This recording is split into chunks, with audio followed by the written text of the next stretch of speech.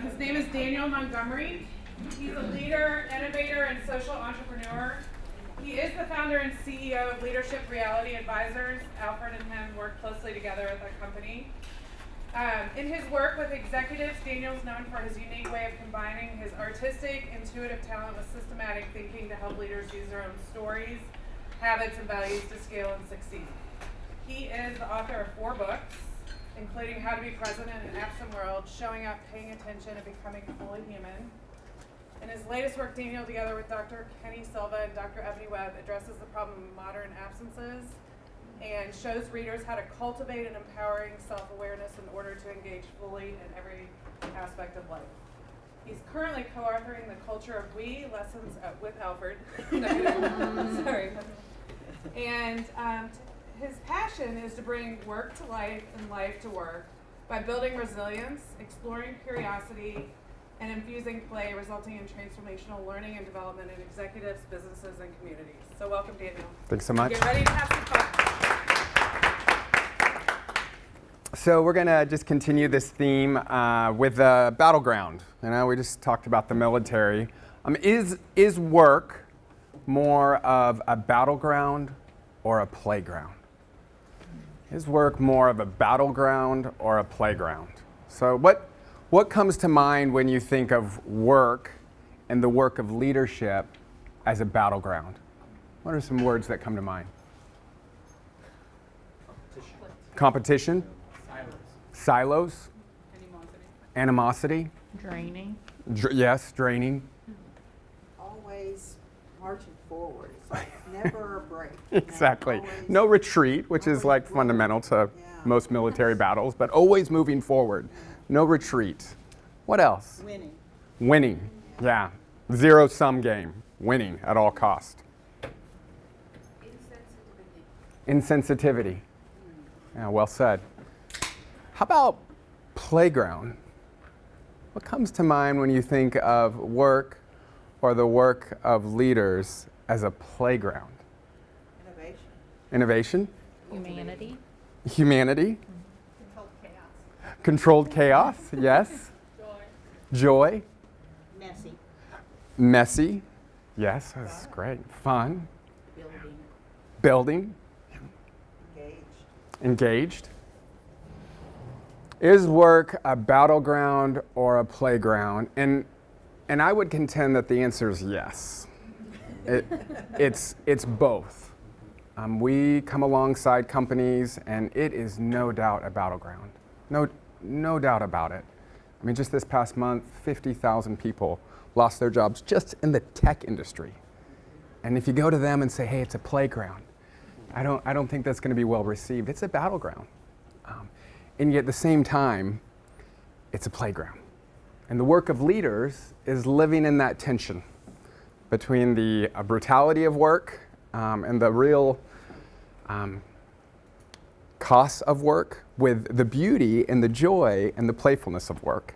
So when it comes to talking about playfulness, we're going to work with this playbook in front of you, and we're going to continue working with Menti, so you can go ahead and plug in. This is a new QR code and a new login. And so those are the primary tools we'll be working with. The playbook, workbook, as well as the Menti here. And so, you know, talking about play is a lot like talking about humor. You know, the more you talk about it, you just kind of dissect it to death. And so, do we think our way into a new way of practicing, or do we practice our way into a new way of thinking? And so today we're going to do a lot of the latter. We're going to just practice our way, hopefully, into a new way of thinking and being in regards to our play. And so with that in mind, what I want us to do is you have a red cardinal bag in front of you.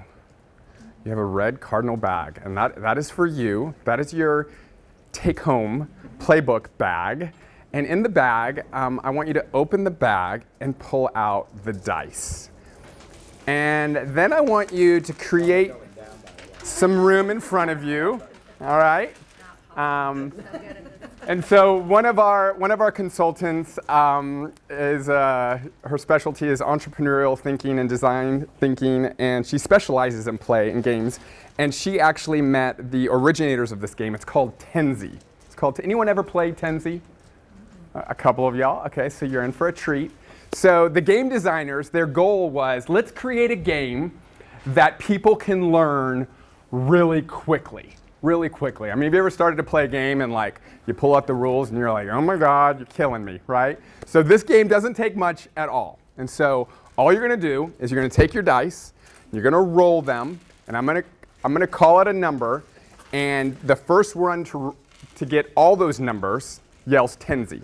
So I'll explain again. You grab your dice and you'll roll them. They'll come on the ground. If I rolled a couple threes, I would move them. If the number was 3, the number's not 3. And the first one to then roll all threes yells Tenzi. Got it? Mm-hmm. You pick up the ones that didn't come out 3 and roll. Exactly. Exactly. You Yeah. re-roll the ones that aren't 3. And so we're going to go with the number 5. Go.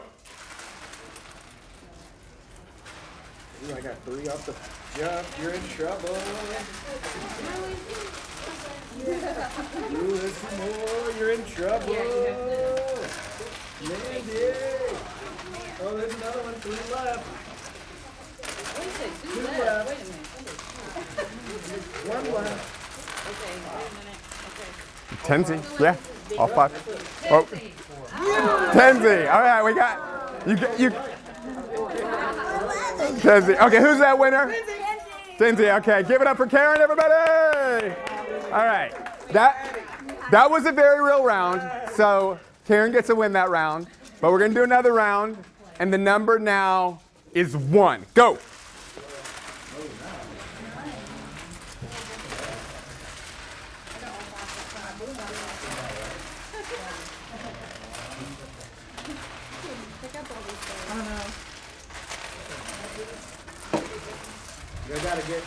Y'all gotta get a form going. Whoa! Karen with the win again. This just demonstrates clearly the benefit of mindfulness for creativity and problem solving. All right, final round. Get ready. Take a breath in. Breathe in. Breathe out. The number is 6.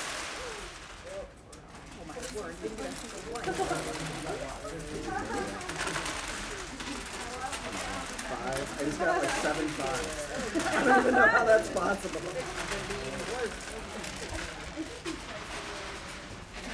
They're broken. Ooh, down 2. Real quick. Let's go. Let's go. Tenzi! Well played. Well played. All right.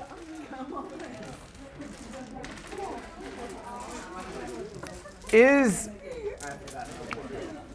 play essential to leadership?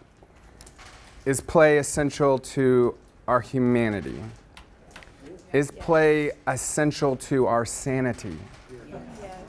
Yes, yes, and yes. Absolutely yes. Play is not a bonus after you've worked really hard. Play is not an optional add-on to our work environments. It's fundamental to being human. You know, Karen mentioned the field of neuroscience, and what the field of neuroscience has shown us is that play is fundamental. It's a fundamental portal to neuroplasticity. That is, it's a fundamental gateway to changing as humans. This is how one neuroscience, you can't read this, so I'll read it for you. Andrew Huberman puts it regarding the science of play. He says, when we look at the science behind play, we can say it is the portal to plasticity at every stage of life. So it's not just essential for children or teenagers or college students, but every stage of life for our vitality and longevity. Play is the way we test how we might function in new situations. Inside play, when the prefrontal cortex is running all these possibilities in a low-stakes way, there are other chemicals that are deployed that help rewire and expand brain circuits. Engaging in play, which emphasizes novelty, exploring new contingencies, and keeping the stakes rather low, are the gates to neuroplasticity. In addition, we can argue that play and the power of play reduces stress, It staves off burnout, it builds relationship, it improves memory, it stimulates creativity, and it awakens your imagination. And so oftentimes when I'm working with clients, we have over 45 behaviors that we focus on, and we connect it to their company values. And we have to Trojan horse play in. We have to sneak it in, because if they see it on the behavior, they go, oh no, we don't want any of that. But once we sneak it in, they want it every single engagement. And we present a white paper on play, and we make them sit down and read it and engage and look at employee experience. We're not doing any of that today because I just assumed we were on the same page of a humanity-first organization. And that's what I love about the project on positive leadership, because it's not only about positivity and virtue, but it's fundamentally, first and foremost, about being human. And there's nothing we need more than recovering our humanity at work. And so this is one of those talks that we can think of maybe other people who need play or organizations, but I want us to first and fundamentally think about ourselves and what we can do for ourselves. And so if you turn to page 1, there's an audit. And what we're going to do is we're going to seek to explore our dedication to play. And it's important to understand the standard of this audit. This audit is examining the behavior and attitude of play with the goal of having sustainable peak performance, okay? Sustainable peak performance. So when we do our client, everyone likes peak performance. Yeah, we want to go there. We've plateaued. And I'm talking sustainable, renewable energy, all right? So in this audit, you are embracing the premise that play is essential to peak performance. Anyone watch the movie Maverick, the sequel to Top Gun? Okay, what was the, this is gonna ruin it. No so spoilers. This is the spoiler alert. What was the turning point for the movie Maverick? They played football on the beach, right? They played, and some of the brass thought it was a waste of time, but he knew what he was doing. Play, you'll find associated with every sustainable peak performing team in the world. There are these dynamics of play. And so in light of that, take a couple minutes and do this audit, and then you're going to plug into Menti your sum total score. So take a couple minutes. Don't overthink it, don't underthink it, but just give yourself a rating, and then you're going to add up your numbers, and you're going to plug in your total score into the Menti.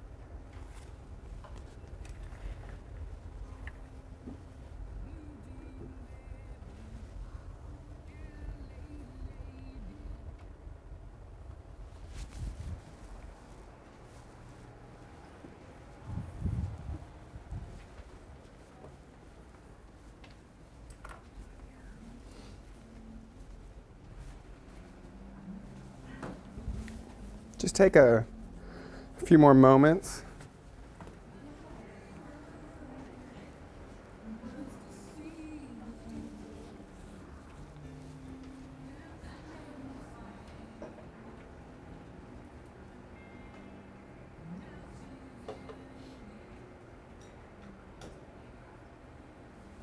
So we've got, and you can keep plugging in your scores.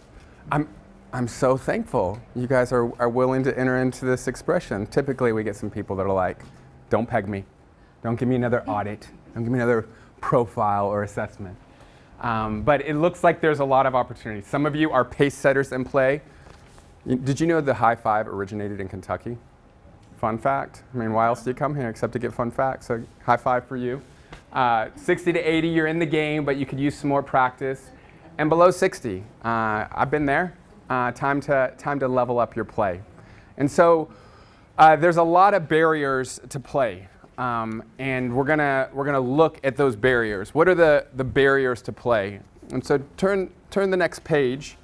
I think it's page 3. Page 2. So there's a number of barriers. And so everything we look at, y'all, today, whether it's barriers or play identities and personalities, they're just maps. And all maps lie. Okay? All maps lie. They suggest truth. They don't equal reality. And so here's some barriers that may map on to your experience. And so as we start to work through them, just check off the boxes that apply to you. Maybe your barrier is guilt. You know, I'm so busy, I can't spend time playing, or I don't deserve to have fun and play when there's so many tasks I need to complete. Maybe it's shame. A lot of the barriers that keep us from play is we're just not comfortable in our body or around other bodies. And so other people are going to think playing games is childish or silly. I'm going to look stupid. Adults don't play, they work. Maybe it's anxiety. If I make time to play, I'll never finish my work. I don't like to try new things, or fear. I'm afraid of losing, failing, or not being good at it. Maybe it's inadequacy. You know, I'm not as young as I once was. I've got aches and pains and old injuries. What can I play that would actually be any fun now? Maybe it's financial constraints. You know, I can't justify spending money on play. I don't have enough money for training or proper equipment. If this doesn't work out, I'm going to have wasted a lot of money. Maybe your malady or your barrier is just overwhelmed. Like, don't talk to me about play. I'm already overwhelmed. How should I play? There are too many choices. I'm overwhelmed by the choices.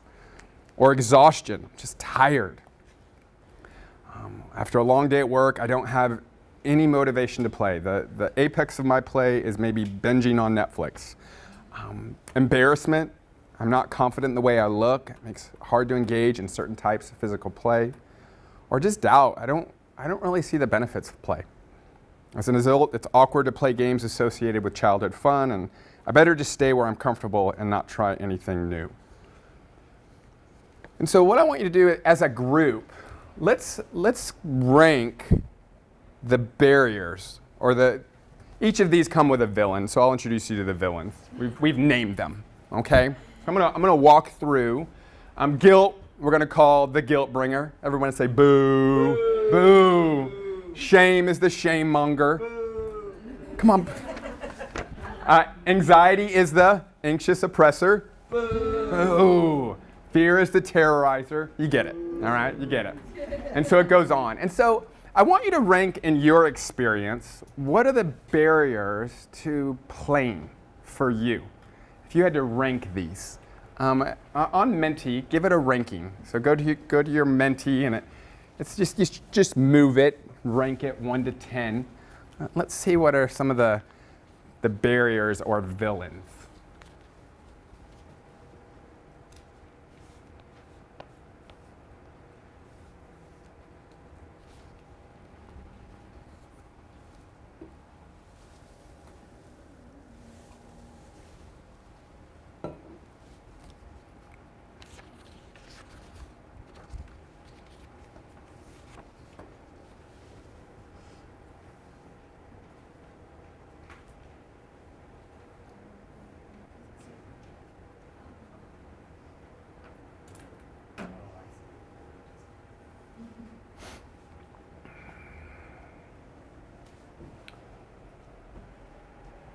It's like a horse race.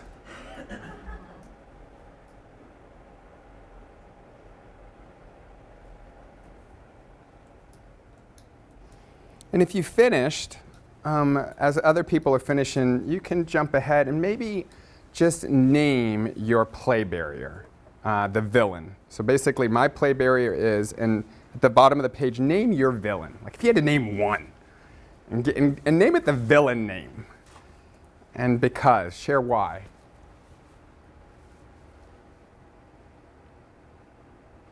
And I just want to remind everyone, if you don't feel comfortable sharing a mentee or sharing out loud, that please, you have permission to pass.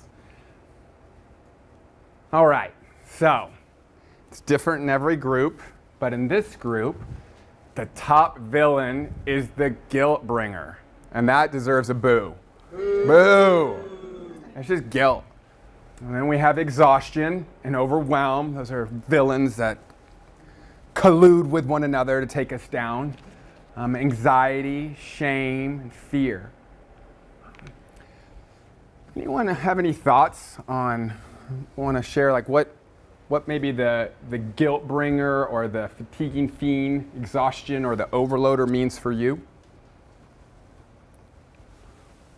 Yeah. If I can say something, it's more on the side of proposing the play than being the player. I really love being the player, but from a leadership perspective, bringing you to the table when everybody's expecting, let's say, a business meeting. Yeah. And then now we're gonna have fun together. Like, are people gonna buy in? Are they Exactly. gonna be happy with that? So I think that's what keeps me from proposing something like this. Yeah. Well said. Yeah, it's like if I offer this, maybe people will receive goal setting, or let's get more work done, take an initiative. But to offer play, will it be rejected? Yeah. Yeah. Who else? Yeah. Some cultural norms, as far as having a strong work ethic, growing up with the idea that all that matters is how much work you're getting done. And there's also, if you're not working, if you're playing, you're not necessarily getting work done. Yeah, that strict dichotomy. Play is play and work is work. Even the language of play hard, work harder. It's like, or work hard, play harder. It's like they're separated, rather than them being essential to one another. Anyone else?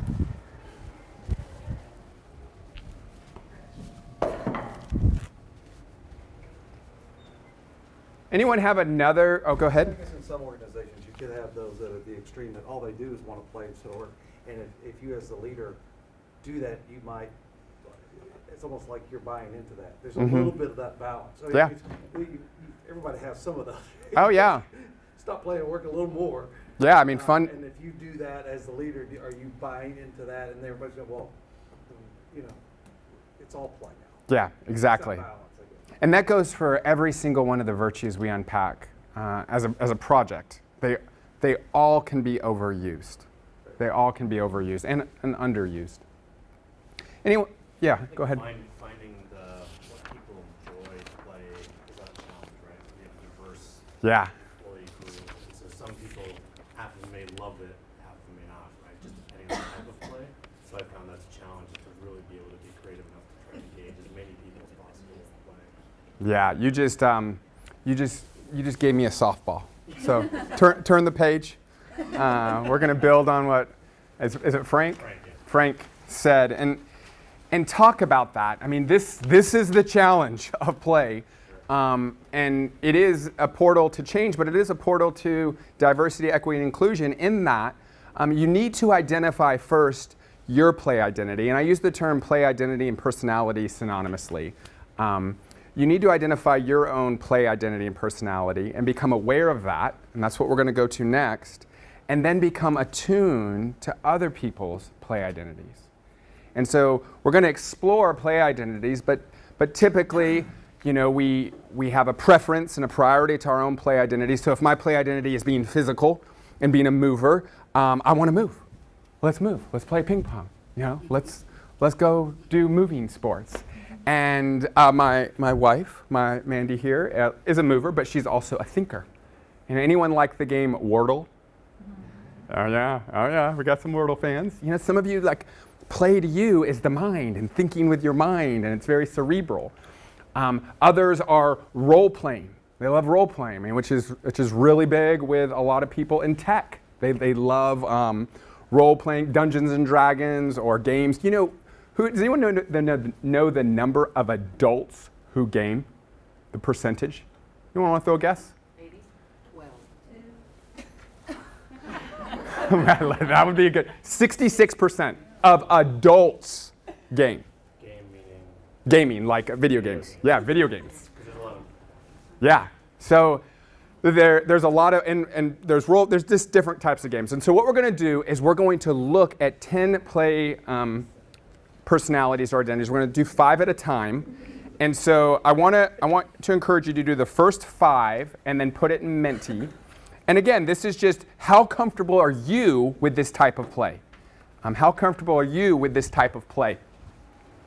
So you want us to evaluate just how comfortable we are with the first 5? Yeah, just the first 5.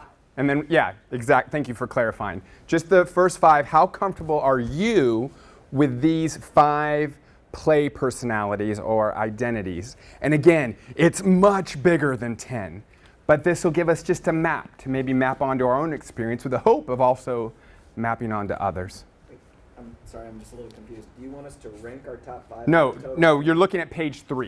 Okay. So sorry for any confusion. You're looking at page 3, and you're just doing the 5 play personalities on page 3, and then entering them into Menti.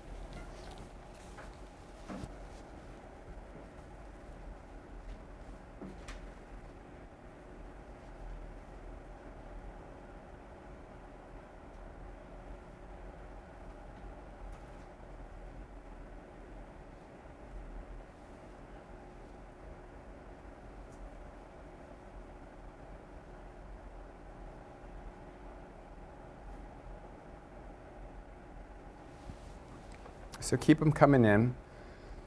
So we've got the Joker's the lowest in this group as far as what people are comfortable with. Oh yeah, keep them coming. And we've got the mover, some really strong movers. A lot of explorers. I would have guessed that. That was my guess. The competitor. This is the most pronounced play personality in corporate America. Would be the competitor, and the director. And keep them coming in. Any thoughts or reactions? Maybe questions about these different expressions of play personalities or identities? I think that you really have to know your team to know who's who.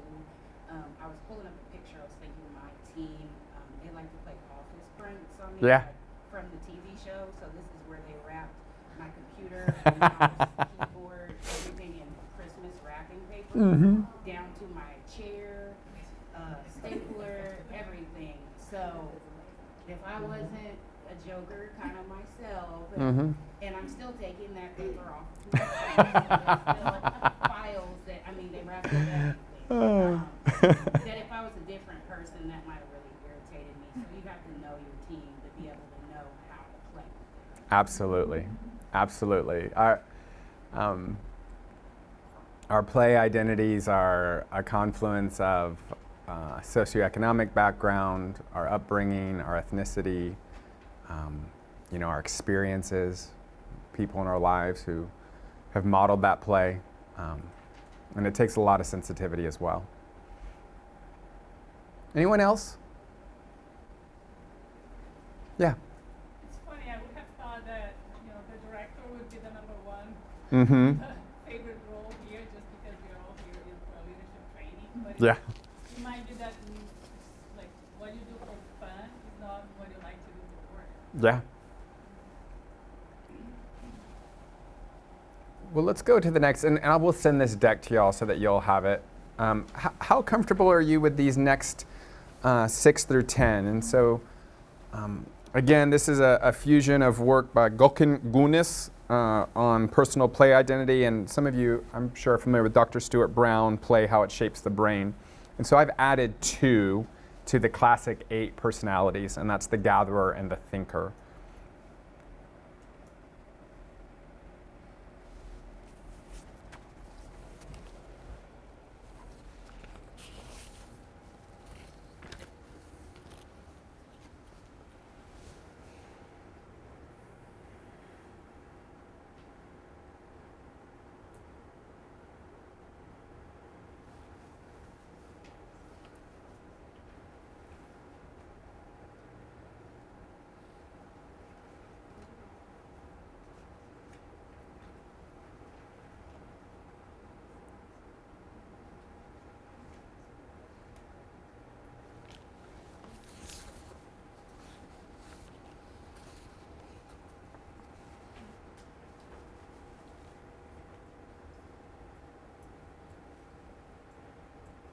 All right, so we have the collector, and my encouragement is to, again, not think of these personalities in a static way, but to think of them, even though you have a preference for some and you're more comfortable, think about change and the dynamic of change by flexing to other personalities and identities. And what might I learn from other expressions and of exploring and expressing these identities? And so the collector is one of the lowest, 2.6, but there's some of y'all. High five to the collectors out there so you don't feel alone. The artist creator, a lot of energy there. Storyteller, that was one of my guesses too with this group. And then the gatherer. Whoa, that's some energy there. And that's a new one that's added to Stuart Brown. And then finally, the thinker. Any thoughts or reactions here? Anyone want to testify?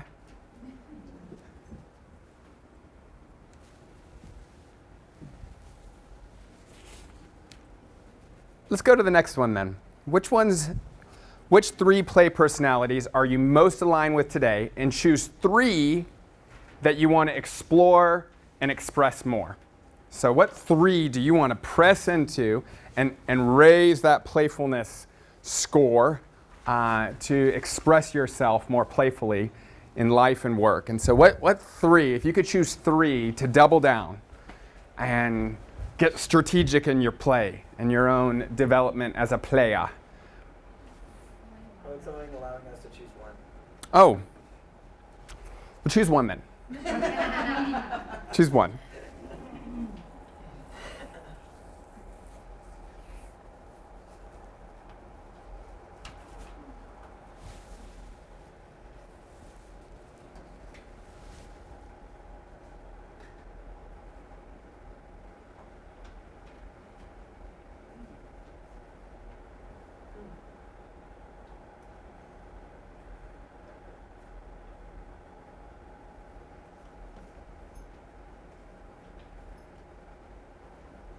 There's so much to learn from each of these play personalities. And so I find, and I'm sure you found it as well with teams, that when you come across a team or a home where the laughter's rich and there's jesting and joking, and it's not belittling or attacking, it's the love is thick. And we can quickly identify a team where the joking is human-centered, it's not critical or demeaning or belittling, and it's just rich. And when you have those environments where those practical jokes are made, to tell you some of the richest environments, CEOs and VPs we work with, they're marked by that kind of joking. And so it's definitely an area that I want to encourage. How about moving?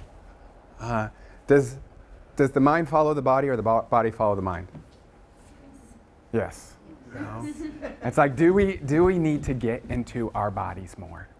Yeah. Are we disembodied when it comes to work? We were just talking about this back there. A lot of the workplaces we go into, it's like Zombieland apocalypse. It's death seeking life. How do we bring more life to our workplaces? Play is a quick way to get into your body. How about the explorer? Getting curious, as Karen talked about earlier. Get curious in every opportunity, in every frustration, trial, difficult circumstance or situation. There's an opportunity to get curious and to explore. What might I learn? The competitor, maybe that was your 2 or 3, but it's not bad energy, it's good energy, The director, we definitely need people who would be willing to kind of lead out in play. The collector, anyone, is that a number 2 or 3? No one, really. Huh. The artist creator, we definitely need bold people who offer the gift of new creations and artistry. The storyteller, that's where we're gonna finish off with some storytelling. So if that's you, we got a little special project if you'd be willing to take it. The gatherer and the host, anyone that was a 2 or 3? Yeah. We definitely need people to be pace setters in creating hospitable environments that welcome the other, that welcome the stranger. And it's unfortunate how much stranger energy is at work. And we just don't take the time to be there with others. We see our work as an opportunity to catalyze people to be attuned to the fact that one conversation with someone, one just attentive moment, has the ability to change someone's life. I truly believe that. And that's the gift we can give every day, no matter what our circumstance or situation may be. I can make a difference. And I don't always see that difference, but I can be a part of that difference, or I can be a part of just bringing others down. I can just be a part of just not bringing my best and not giving energy, but just taking it. And then the thinker. So, we need some inspiration. Do we need some inspiration? All right, so we are going to find our spirit animal. You guys with me? So at the bottom of the next page, you have a number of spirit animals. Page 6. And so what I want you to do is I want you to turn to that page and say, for my personality, I choose and insert a spirit animal. Now, I've given you some help. It might be the fox for the joker or the cheetah for the mover. You can use your imagination, and there are spirit animals. What would you call them, like a talisman? A spirit animal at the center of your table. And so you don't have all of them. They didn't have cheetahs, and they didn't have elephants, but they had a lot of your spirit animals. And so you can take your spirit animal home as a reminder, but fill out, for my, I choose, and insert your spirit animal. Again, don't overthink it. Just play with it if you'd be willing.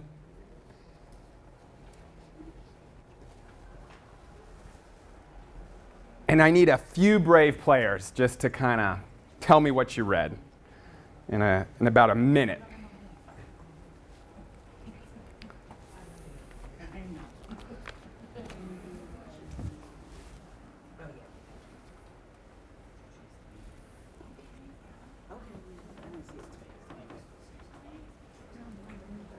Who doesn't need to even write it down, but you can be a brave player and tell us what spirit animal you chose?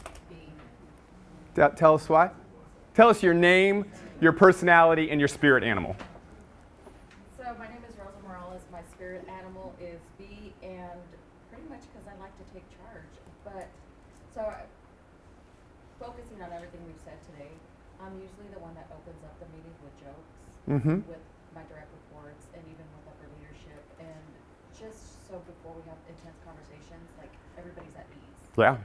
So that's why I chose director. I love it. I love it. Thanks for getting us started. Alfred? My play personality is storyteller, and I chose the owl because the old wise owl is respected, trusted, and boy are they pretty when they're doing their thing. Well played. Yeah, Remy. I'm not going to say mine, but I was going to ask a question. Yeah. Can your spirit animal and your play personality change? Absolutely. I No, this is very dynamic. Don't think personality, think multiple selves, multiple personalities, but in a healthy way. You know, like multiple selves, you know, and testing different identities and personalities. But thank you for clarifying. So just a quick question. The spirit animal is somebody that we connect, the animal that we connect It's- with or we want to? It's just your inspiration to kind of solidify your commitment to explore and express more a particular personality. Yeah, it's just inspirational. Vivian? I chose the dolphin Dolphin. because as the mover, Mm-hmm. because they're just so, they enjoy, they're just enjoying it, just moving everywhere and just so free flowing. I love it. I love it. Thanks for sharing. Frank? Yeah, I'm Frank. I'm predominantly associated with the Joker, but I did the chimp because I view them as multifaceted, right? So you think about them as playful and joking, but also competitive, also that. Yeah. So I like the idea of not just being one, but Yeah. certainly leaning into humor, like I use a lot. Yeah, stacking it. Stacking it. All right, we're going to wrap it up. And I was like, how do we wrap this up? And any of y'all familiar with like business canvas model? I was thinking about doing that. And I was like, that's lame. Like, that's lame. We need to do a Mad Lib. And then I was like, well, the IP on Mad Lib. So we're calling it a silly script summary. All right, so silly script summary, final page. And I want you to fill it out. You got a few minutes. I've given you an example below, but you're going to fill this out on this journey we took today, and you're going to give us a spectacular silly script summary, all right? And so you're going to insert an adjective for the type of leader, your name, and it's just pretty self-explanatory, and just fill it out. I will need a few brave readers, just a few.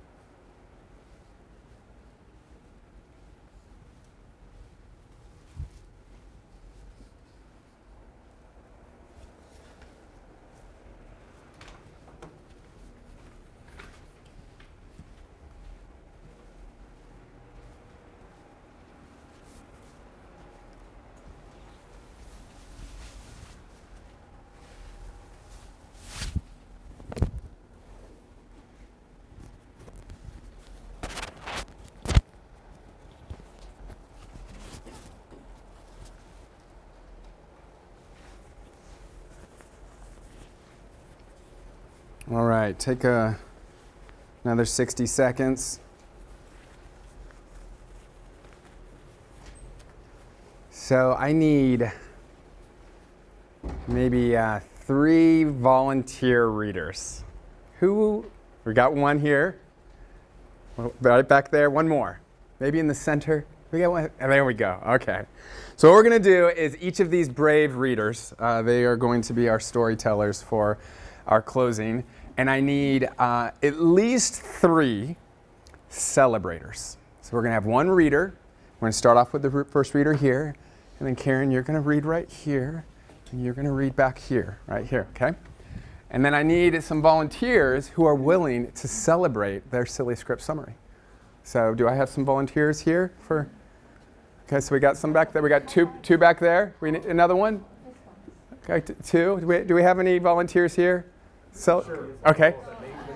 So what you're going to do is, if you're a celebrator, you grab this and you hold it. And you're going to rip off just the top. Don't worry, there's not like a wrong way to, oh, you can do it wrong.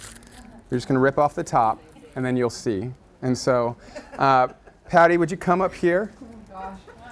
And then we need the celebrators around them. Now, celebrators, stay, you don't want to, you want to stay like about 1.5 yards away. And so, can you hit it? Go ahead and read. Celebrators, get up there. No, we're doing one reader at a time. So we're just doing her. Once The upon a celebrators come up here. time, there was a brave leader named Patty who wanted to learn how to lead with playfulness. They had heard that playfulness could unlock all sorts of mental, physical, and social benefits. So they decided to attend a playful leadership workshop offered by the kingdom's most virtuous experts. There they learned about the different types of playful personalities and discovered their own unique personality, Mover, and their spirit animal, Tiger.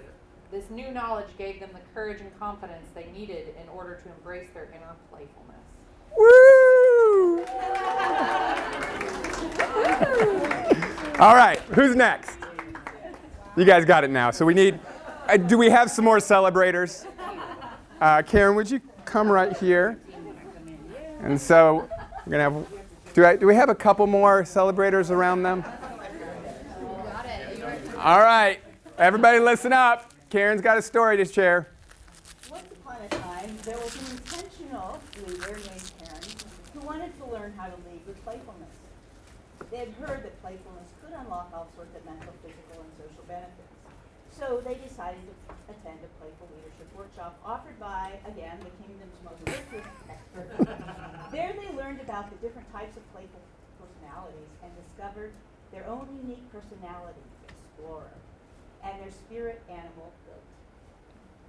This new knowledge gave them the courage and confidence they needed in order to embrace their inner playfulness. But along the way, our hero encountered an evil villain known as Confidence Buster. They tried to desperately keep our leader from unlocking their full potential through playfulness by planting negative thoughts in their mind like, don't hurt your back, your eyes are bad. But our brave hero pressed on these obstacles until finally reaching the end of their journey, embracing and discovering more playfulness and with more play, as well as more ease, friendships, and creativity. They emerged from this experience feeling excited and inspired, ready for anything life threw at them. As soon as the word spread about this amazing transformation, people flocked from near and far seeking out this newfound wisdom. All were delighted with its power of transforming lives one person at a time. The kingdom flourished as never before thanks to its newfound appreciation for playfulness.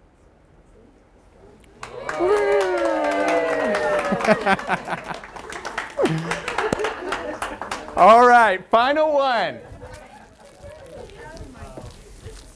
So we have one final brave reader. You ready? That's okay. That's okay. Creativity is fundamental to play.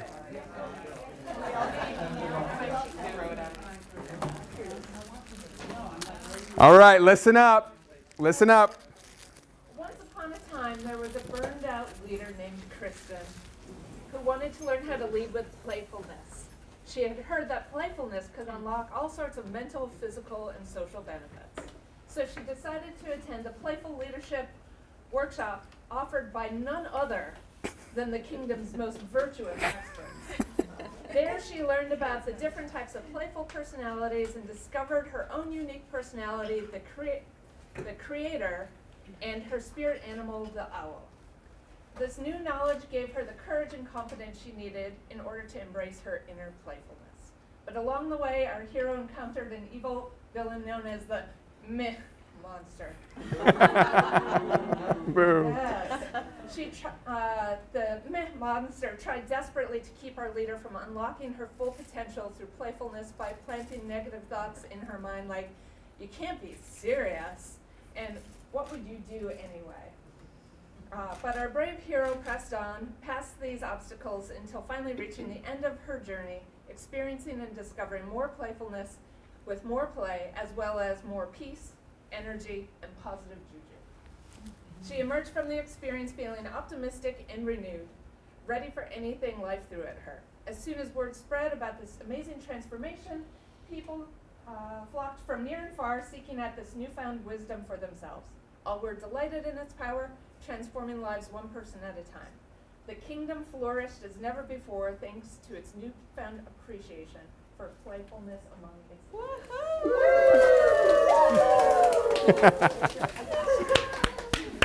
All right. Give it up for our brave readers one final time.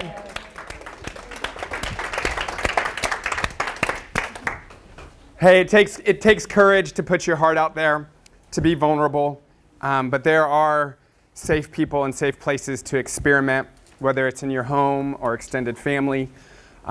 It's fundamental to the process and practice of just recovering humanity and being fully human. If you have any questions, we have a lot of resources we'd love to pass your way, apart from any kind of consulting. This is how we do our consulting. We integrate this kind of play into our strategic planning, our process improvement, helping people build out dashboards, or our executive coaching and team development. My email and phone number is here. We also have other resources on the neurobiology of play, as well as play and specific mindsets related to play that you might find helpful. And again, we would love to resource you in any way we can. Thanks so much. You guys have been super fun to play with. We are finished, but I just want to say thank you to everybody who came today. We have another one. If you liked what you experienced today, we do this either 3 times a year or quarterly. Our next one is looking like it's going to be on April 26th here at Shelby campus, and it's going to be about diversity, equity, and inclusion. And since you submitted your email to Eventbrite, you will get an announcement about that through Eventbrite in the near future. And thank you Daniel, thank you Alfred, and thank you Karen.